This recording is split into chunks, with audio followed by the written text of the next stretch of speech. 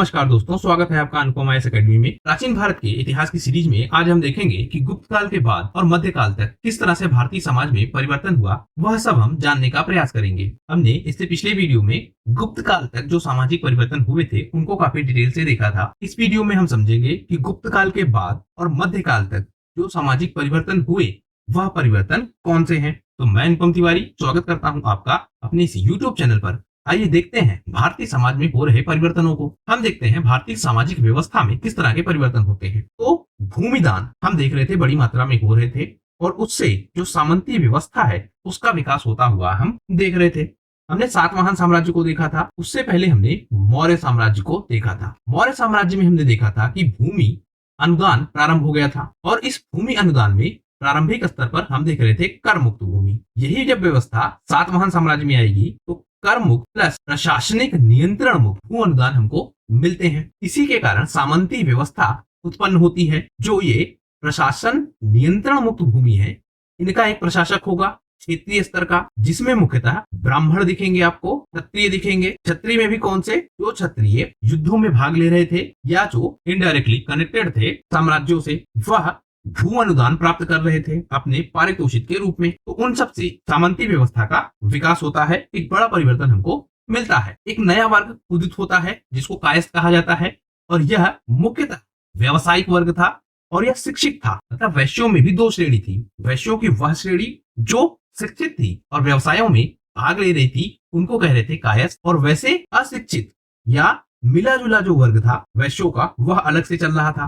तो कायस्थ वर्ग एक अलग वर्ग के रूप में उदित हो जाता है जो कि शिक्षित है और यह मुख्यतः काम करेगा व्यवसाय से संबंधित। जो सामाजिक जातियां हैं और जो उनकी स्थिति है उनमें बड़े परिवर्तन होते हुए हमको दिखेंगे। हम देख लेते हैं एक एक वर्ण को। इसमें जो ब्राह्मण हैं इनके स्थान में परिवर्तन होगा। हमने देखा था वैदिक काल में ब्राह्मण, उनके स्थान में किस प्रकार से परिवर्तन हो रहा था। फिर हमने देखा उत्तर वैदिक काल किस प्रकार से परिवर्तन हुआ। फिर हमने देखा मौर्य काल, मौर्योत्तर काल और इनकी व्यवस्था में हो रहा परिवर्तन, वह सब हम देख चुके हैं। तो ब्राह्मणों के स्थान में परिवर्तन होगा। अब इन ब्राह्मणों को जो शास्त्रों में दिए गए नियम हैं, उन नियमों का पालन करना होगा, उन आदर्शों का पालन करना होगा। वेद वेदांग जो हैं, अन्य शास्त्र हैं, उन सब का पालन करना होगा।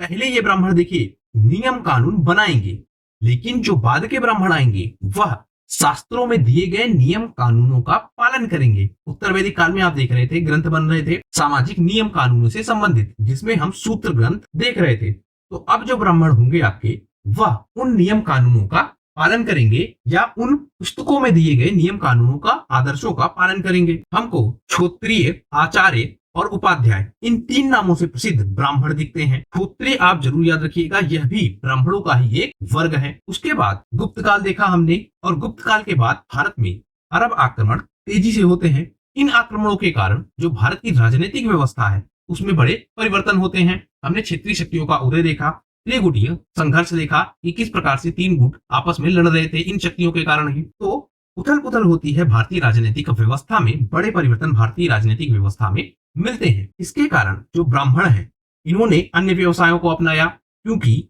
पहले जो राजा थे वह ब्राह्मण समर्थित थे, लेकिन अब जो राजा बन रहे हैं वह शक्ति समर्थित है। मतलब जिसके पास ज्यादा शक्ति है वह राजा है। तो इसके कारण ब्राह्मणों की जो मान्यता थी उस मान्यता में कमजोरी आई।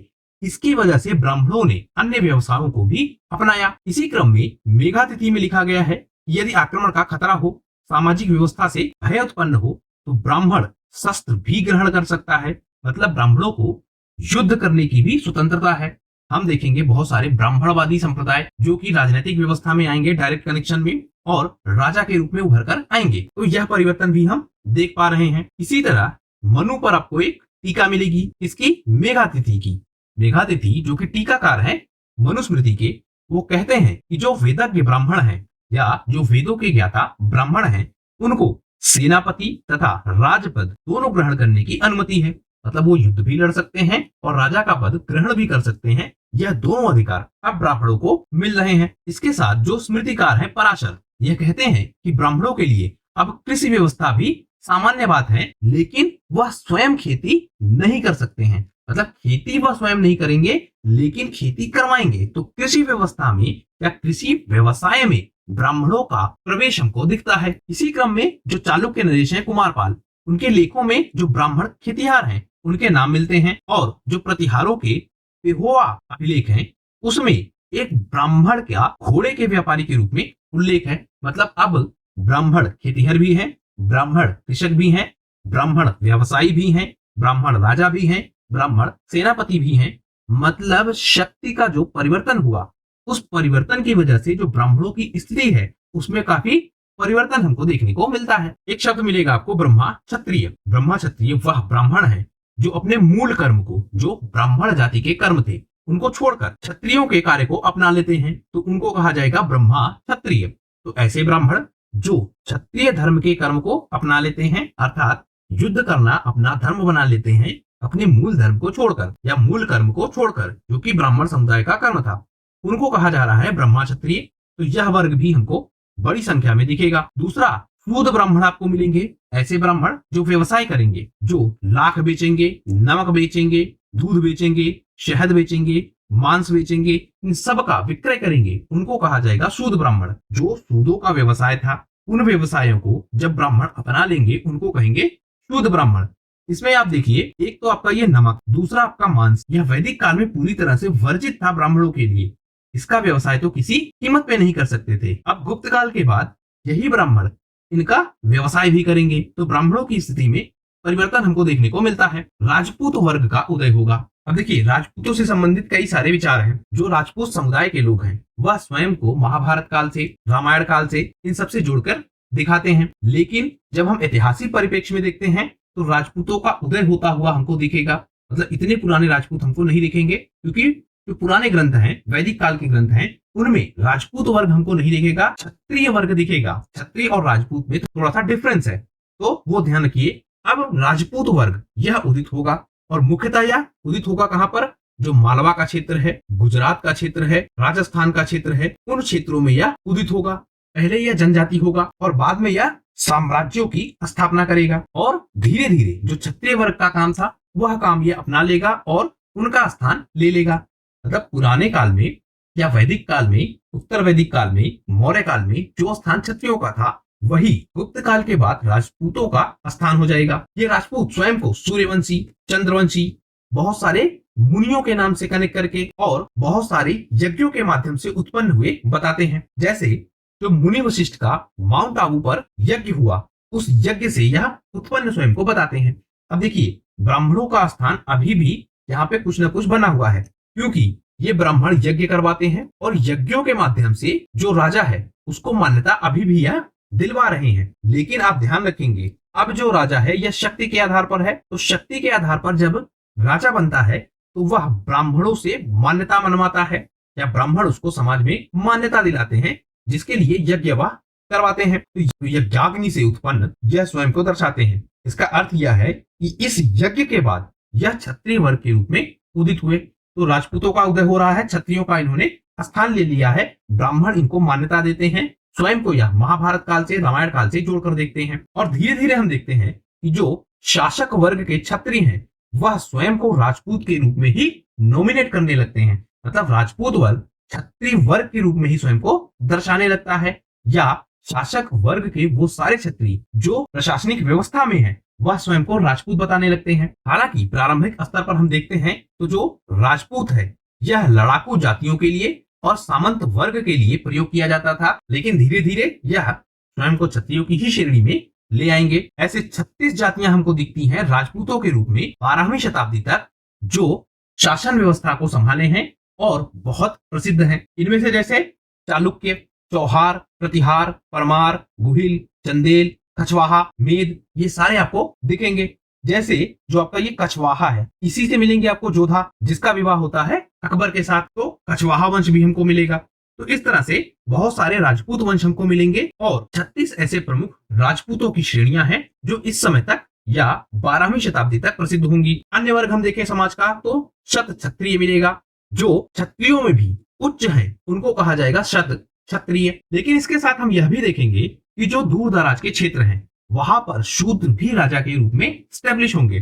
जैसे वेनसांग ने मणिपुर और संधि देश का विवरण दिया है, और वहां वह बताता है कि शूद्र भी राजा हैं। मनु के टीकाकार जो मेघातिथि हैं, कि जो राजा शब्द है वह ऐसे लोगों के लिए भी उपयोग में लाया जा सकता है जो क्षत्रिय नहीं है, बशर्ते कि वह राज्य का स्वामी हो। तो वह सारे लोग राजा शब्द का प्रयोग कर सकते हैं जो किसी राज्य के स्वामी हो, भले वह क्षत्रिय हो या ना हो। यह कौन लिख रहा है? मनु के टीकाकार मेघातिथि। इब्न खुर्दाब ने क्षत्रियों को दो वर्गों में विभाजित किया, जिसमें सकूफरिया जो कि शत क्षत्रिय हैं और कतारिया जो कि दूसरे क्षत्रिय हैं। तो शत क्षत्रिय अर्थात जो क्षत्रियों में उच्च हैं उनको कहा जा रहा है सकूफरिया, और कतारिया शब्द है जो अन्य क्षत्रिय हैं। अल-बरूनी भी क्षत्रियों के विषय में बताता है। यह कहता है कि जो राजपूत क्षत्रिय हैं इनको ब्राह्मणों के समान सम्मान मिल रहा है समाज में, और उनके बराबर ही इनको रखा जा रहा है। लेकिन खेतिहर क्षत्रिय भी इसको मिलते हैं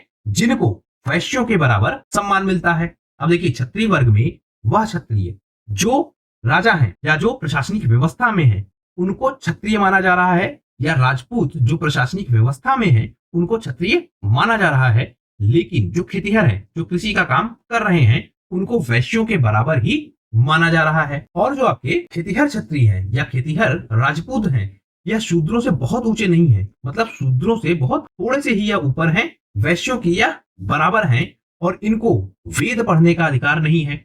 इनके जो धार्मिक कृत्य हैं वह पुराणों के द्वारा स्टेब्लिश होते हैं, मतलब वैदिक मंत्र इनको अलाउ नहीं है कि यह वैदिक मंत्र पढ़ें। वहीं जो राजपूत क्षत्रिय हैं या ऐसे क्षत्रिय जो राजा हैं, राजपूत वर्ग से जिनका उदय हुआ है, उनको वेद पढ़ने का अधिकार है, और वह वैदिक मंत्रों के द्वारा अपने राज्य को स्टेब्लिश करते हैं, मतलब उनके यज्ञों में वैदिक मंत्रों का उच्चारण होता है।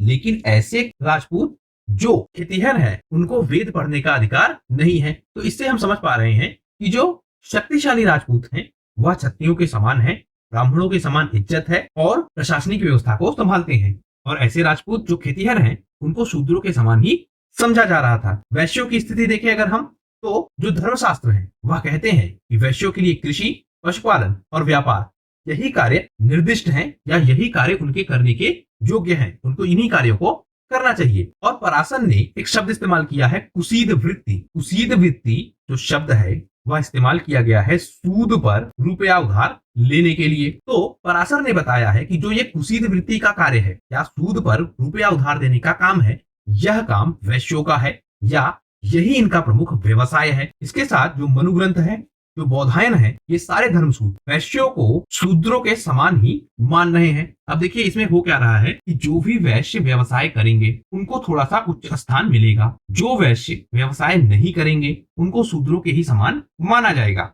यही बात क्षत्रियों में भी लागू हो रही थी, राजपूतों में भी यही बात लागू हो रही थी कि जो क्षत्रियों के कर्म को नहीं कर रहे थे उन राजपूतों को समाज में शूद्रों का स्थान मिल रहा था, जो क्षत्रियों का कर्म कर रहे थे उन राजपूतों को उच्च स्थान था। इसी तरह की स्थिति वैश्यों से संबंधित भी हमको मिलती है कि जो वैश्य वैश्यों के लिए निर्धारित कार्य कर रहे थे उनको उच्च स्थान था, और जो नहीं कर रहे थे उनको शूद्रों के समान ही माना जा रहा था। इसी परिप्रेक्ष्य में जो अल-बरूनी है वह कहता है कि वैश्यों और शूद्रों में कोई अंतर नहीं है, उसको कोई अंतर नहीं मिलता है, और वह यह भी बताता है कि इन दोनों को, वैश्यों को भी और शूद्रों को भी, जो वेद है उनके अध्ययन की अनुमति और उनको सुनने तक की अनुमति नहीं है। अब देखिए और व्यवस्था टाइट होगी।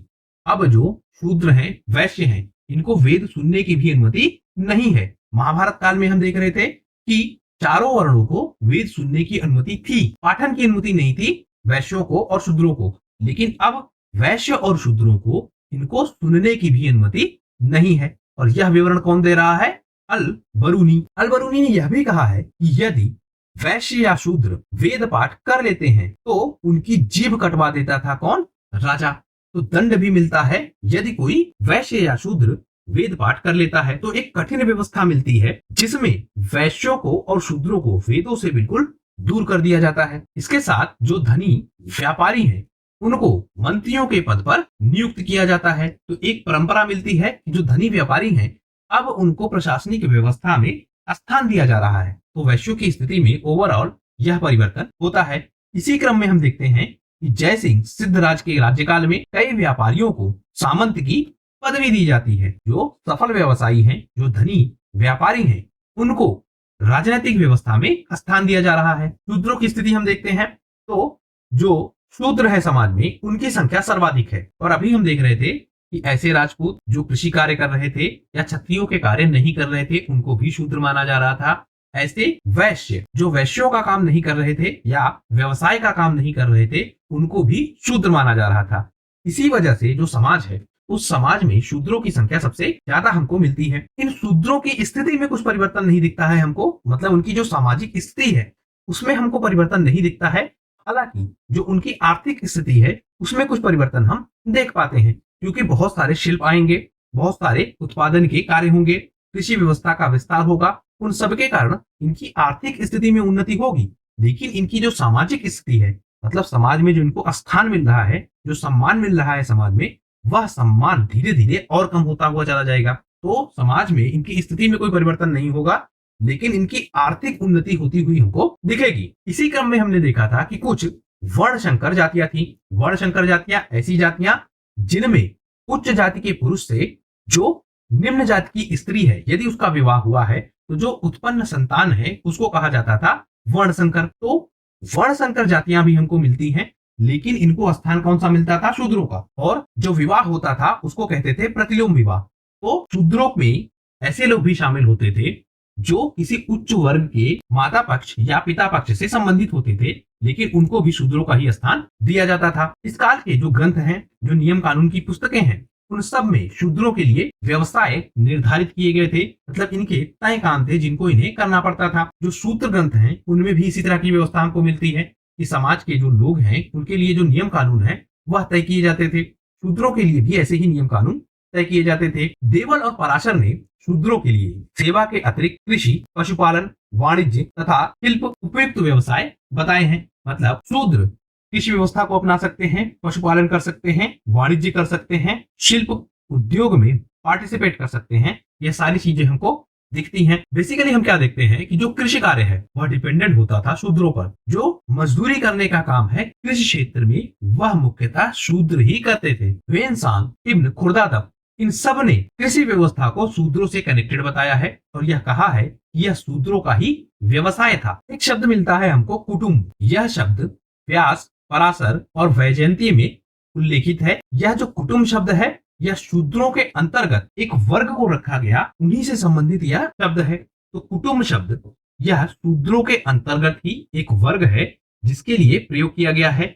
और यह एक कृषि वर्ग का उल्लेख है। मतलब शूद्रों में भी वो शूद्र जो कृषि कार्य करते थे। अब ऐसे समझिए आप कि जितने भी शूद्र हैं वह सारे शूद्र कृषि में मजदूर के रूप में तो काम करेंगे नहीं। तो ऐसे शूद्र जो कृषि व्यवस्था में मजदूर के रूप में है या कृषक कार्य को कर रहे हैं डायरेक्टली, उनको कहा जाता था कुटुंब। तो यह वह कैटेगरी है जो शूद्रों में कृषि व्यवस्था से कनेक्टेड है। एक और वर्ग का उल्लेख आता है जिसे कहेंगे किनाश। किनाश इस्तेमाल होगा ऐसे वैश्य के लिए जो प्राचीन ग्रंथों में वैश्य थे, लेकिन 8वीं शताब्दी के नारद स्मृति में इनको शूद्र बताया गया है।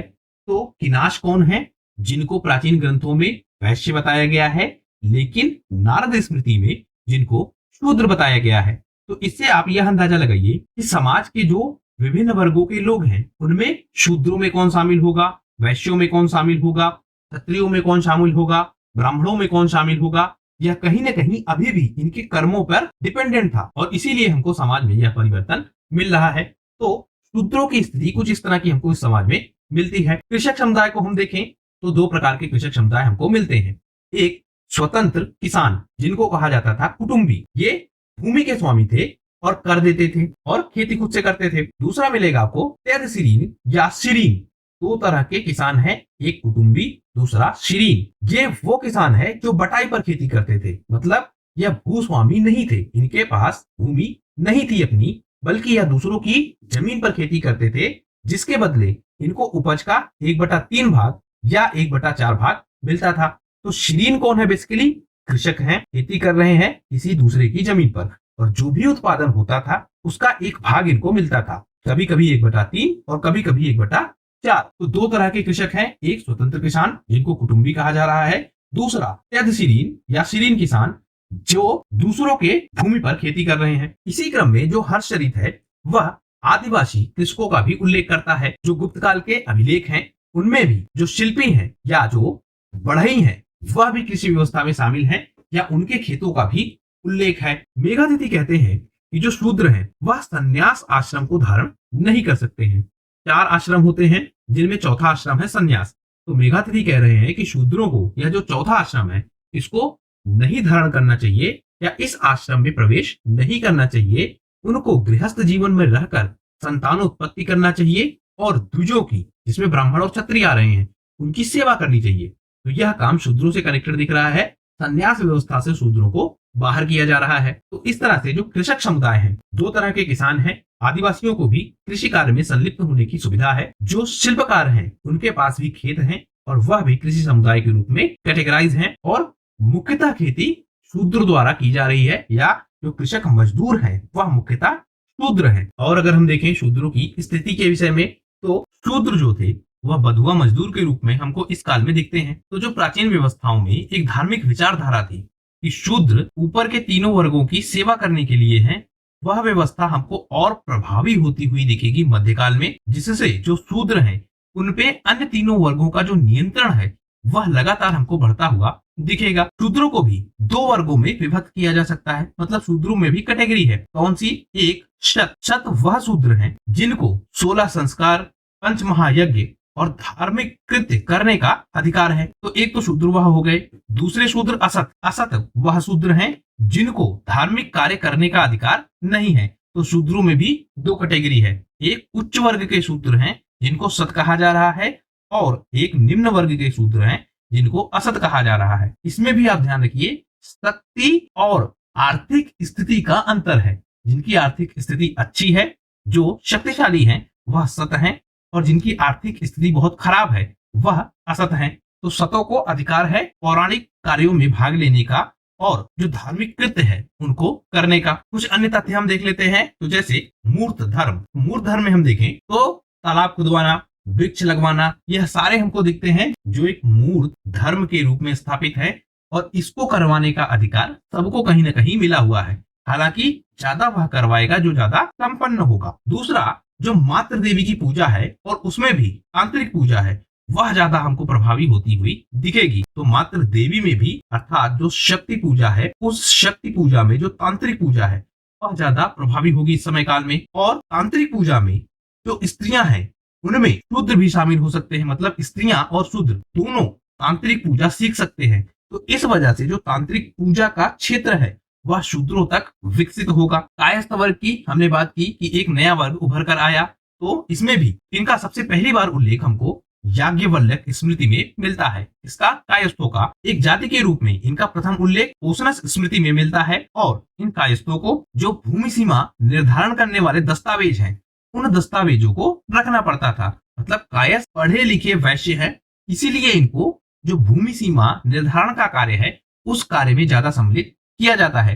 हालांकि यह व्यवसायी वर्ग में भी शामिल थे, यह आप ध्यान रखेंगे। एक शब्द मिलेगा आपको, कर्णिक। ये जो कर्णिक है वो न्याय निर्णय लिखने का काम करते थे। मतलब न्यायालयों में जो न्याय दिया जाता था उसको लिपिबद्ध करने का काम करते थे कर्णिक। अस्पृश्यता के विषय में अगर हम देखें, मतलब छुआछूत के विषय में अगर हम देखें, तो जो अस्पृश्यता की भावना है उसमें लगातार वृद्धि हो रही है। हमने शूद्रों की स्थिति देखी, वैश्यों की स्थिति देखी, और वैश्यों में भी हमने देखा कि उच्च वर्ग है, निम्न वर्ग है।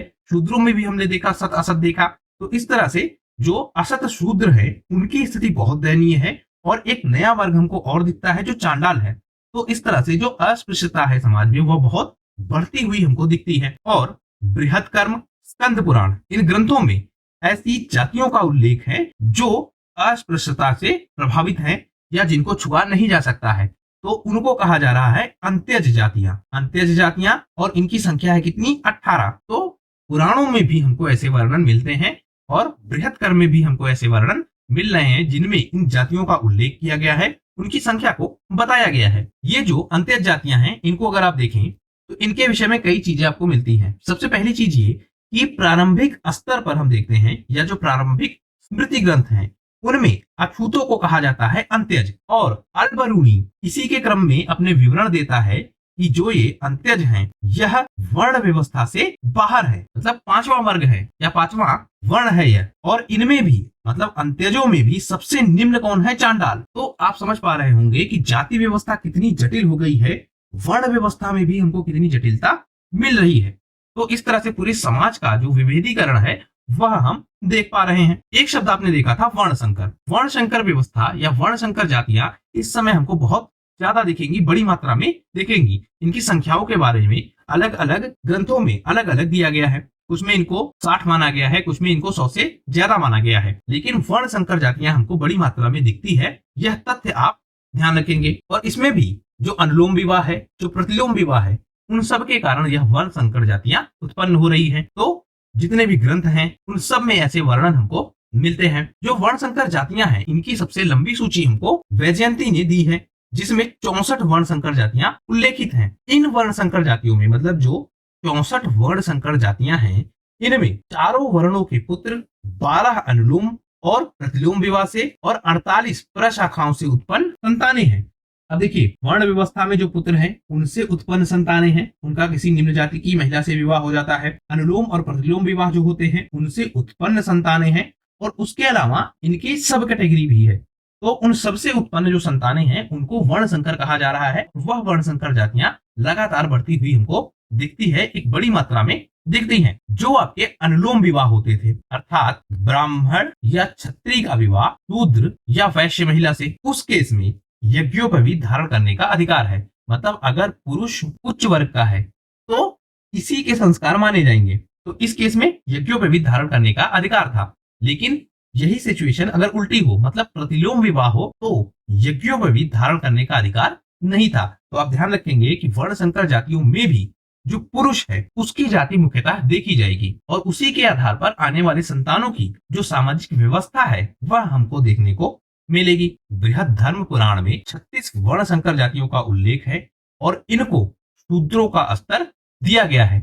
वर्ण संकर जातियों के विषय में आप ध्यान रखिए, कई बार इनको शूद्रों का स्तर दिया जाएगा, कई बार इनको वैश्यों का स्तर दिया जाएगा, और कई बार इनको वैश्यों और क्षत्रियों के बीच में रखा जाएगा। तो इस तरह से इनकी जो सामाजिक संरचना है उसमें हमको बार बार परिवर्तन मिलेगा, और वह मुख्यतः डिपेंड होगा कि राजनीतिक हस्तक्षेप इनका कितना है, और जो इनका आर्थिक सशक्तिकरण है वह किस स्तर तक हुआ है। उन सब के बेसिस पे समाज में इनका स्थान हमको दिखेगा। इन वर्ण संकर जातियों का ही एक सबसे फेमस एग्जाम्पल है कायस्थ, जो हमको सबसे ज्यादा उल्लेखित और ज्यादा प्रभावित करता हुआ दिखता है। अब हम देख लेते हैं कि जो दासों की स्थिति है वह किस प्रकार की है। तो दासों के विषय में हम देखेंगे कि दास प्रथा इस समय बहुत तेजी से बढ़ती है, उसमें बहुत वृद्धि होती है। जो सामाजिक वर्ग की व्यवस्था है, उस सामाजिक वर्ग की व्यवस्था में इन दासों को स्वीकार ही नहीं किया जाता। मतलब इनको एक तरह से सामाजिक बहिष्करण मिलता है और समाज से इनको बाहर मान लिया जाता है। तो जो सामाजिक वर्ग है उसके रूप में इनको माना ही नहीं जाता है। लेकिन जो हमने बात की थी अभी अंत्यजों की, उनसे इनकी स्थिति कुछ ठीक मिलती है। जैसे अंत्यज हमने पीछे देखा जो 5वें वर्ण में लगभग आ रहे हैं, उनसे थोड़ी सी स्थिति इनकी ठीक है। अगर हम विज्ञानेश्वर को देखें, मिताक्षरा को देखें, नारद स्मृति को देखें, तो इन सब में 15 प्रकार के दासों का उल्लेख है। तो मतलब दासों में भी एक कैटेगरी आपको मिलेगी अलग अलग स्टेज की। इन दासों के साथ हम देखते हैं कि इनका विनिमय होता है, मतलब इनको खरीदा बेचा जाता है, और जो समुद्री मार्ग है उनसे भी इनकी खरीद फरोख्त हो रही है। मतलब विदेशों में भी या अन्य देशों में भी दासों को खरीदा बेचा जा रहा है। तो भारतीय दास अन्य देशों में भी जा रहे हैं, खास करके पश्चिमी देशों को, तो वह भी हम देख रहे हैं। तो दास व्यवस्था अब एक अलग स्टेज पे आ चुकी है। दासों को खरीदा बेचा जा रहा है वस्तुओं की भांति, और उनकी स्थिति जो है समाज में वो बहुत कमजोर हो गई है। दासों में ही हम देखेंगे कि जो अब दासियां हैं, पहले हमको दासियां इतने विस्तृत स्तर पर नहीं मिलती हैं, और उनकी जो स्थिति है वह भी इतनी खराब हमको नहीं मिलती है। लेकिन गुप्त काल के बाद जो दासियों की स्थिति है भारतीय समाज में वह बहुत गिरी हुई हमको मिलती है। इनका भी विनिमय या खरीद फरोख्त की जा रही है। बौद्ध मठों में, मंदिरों में, इन सब जगहों पर दासियों को दान के स्वरूप दिया जा रहा है। तो दास और दासियां दोनों को आप देखेंगे तो एक वस्तु के तरह इस्तेमाल किया जा रहा है, इनको खरीदा बेचा जा रहा है और इनका दान किया जा रहा है। विज्ञानेश्वर के अनुसार जो व्यक्ति ऋण लेता है और ऋण नहीं चुकाता है वह स्वयं ही ऋणदाता का दास बन जाता है।